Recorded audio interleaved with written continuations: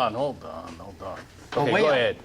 All right, A whale. Tanker wheel. A whale? Yes. that's right, That's what the Navy called it. yeah. In fact, when I got transferred up to Whidbey Island, the last one of the A3 squadrons was just being decommissioned, and they were having a big to-do outside the officers' club. They had a big paper mache and wooden, thing of a whale, and they set it on fire, and the guys were all, celebrating, shouting, Imbibing. yeah, You're gonna getting shit-faced. go back up there and re-up and fly Anyway, P8s?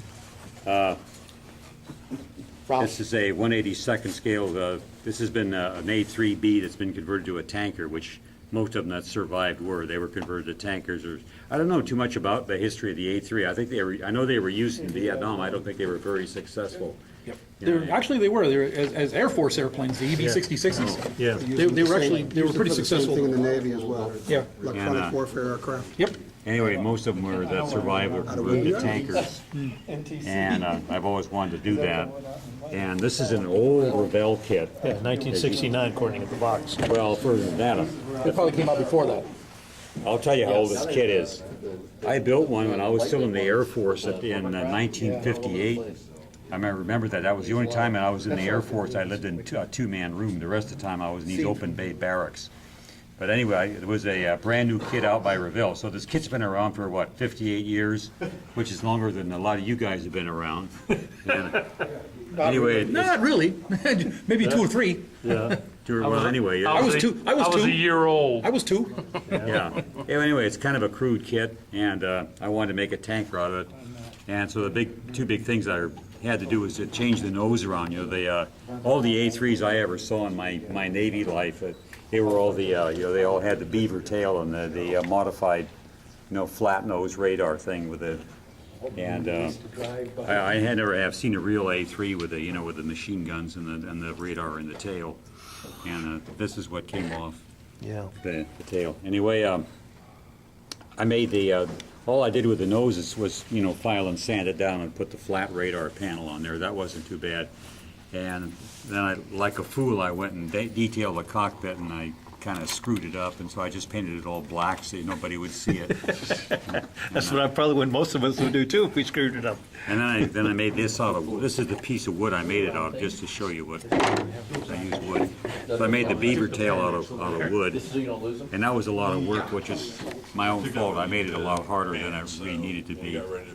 And the other things, the wing joints were really bad. They didn't match very well. I had to file them and sand them down, and I puttied them in as best I could. Yeah, okay. So that's, So about I mean, for joints? Revell at the time. Oh, right here where they fold up? Is that what you're talking about? Yeah, Okay. yeah, and they were really gross, big empty spaces, so I filled them in and sanded them down. I added some pieces to the landing gear because it looks more like A3 has a fairly complicated landing gear, so I added some more pieces and tried to make it look like a real landing gear instead of the just simple little thing they had. I made the refueling probe housing out of an old bomb. I added the fuel dump mast. And then this antenna, I don't know what it's for, but it's on all the A3s I ever saw. And I added some tailpipes here so that you just wouldn't have Airspeed an indicator empty maybe for that? What's that? Airspeed indicator for that maybe? No, the airspeed indicator is a little pitot tube. Is that flat antenna? Huh? That flat antenna you're talking Yeah, about? yeah, Could that be a TACAN antenna? probably. Yeah, it could be, yeah. I don't know. I mean, the only thing that's different about the 1958 kit, they added the refueling boom. Other than that, it's the same kit. And I guess that's about it. So anyway, what else did I do to it that changed? That's about it as far as. isn't it upside down? And It's not mounted. about the only thing I wanted to share was a lot of plastic model builders don't like to use wood, but actually wood's a pretty good thing to use. And balsa wood, it's hard to fill it, but I wanted to work from a center line, and so I made it a lot harder than it needed to be. And I shaped it and everything, and I made a template from where I cut it off on the fuselage. And filed it and sanded it and sanded it and filed it and filed it and sanded it some more and finally got it to the right shape and everything. And then I sawed it off on the table saw so I'd have a nice even, square cut. And the other thing was, what else did I do? I guess that's about it. To glue wood to plastic, I'd never found anything really good. The only thing that I found that works is beforehand was either Elmer's carpenter glue. But if you don't too much, don't put too much force on it, and epoxy. I tried Gorilla Glue, and I clamped it together and let it dry overnight. Then I pulled it apart just like that. But I tried this stuff here. I bought this in the PX, and I tried it. I made a sample out of it, and I cleaned the surfaces and roughed up the plastic and clamped it, let it dry overnight. And boy, when I went to pull it apart, it really took a lot of. Well, Rob, you were there. I mean, when it broke apart, the plastic took some of the wood splinters. So if you want to glue wood to plastic or other dissimilar surfaces, based on what I've found out on this side, I recommend this stuff. This 3M. So, what else have I got to say about it? I guess I was looking, it says 182nd? it's 1/82 scale. Yeah. Yeah, I measured the wingspan, and okay. they printed the wingspan. It works out about 1/82 scale.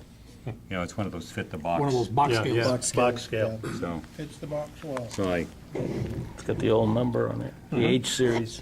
yeah. So anyway, and then this I wanted to get it a fiberglass color, this leading edge of the vertical fin, but I didn't. Well, I guess some fiberglass looks like that. I don't know. Anyway, I use the kit decals, and except that the lightning streak, I let that off because of the decal. The lightning streak decal is bigger than the rudder, and I didn't feel like fooling with it. And I'm taking radiation treatments out. I don't feel like doing a hell of a lot anyway. So, Yeah. You don't want to know it either. so anyway, Yeah. that's all I've got to say for myself. Nice build. Yeah, nice job. Thank you. Thank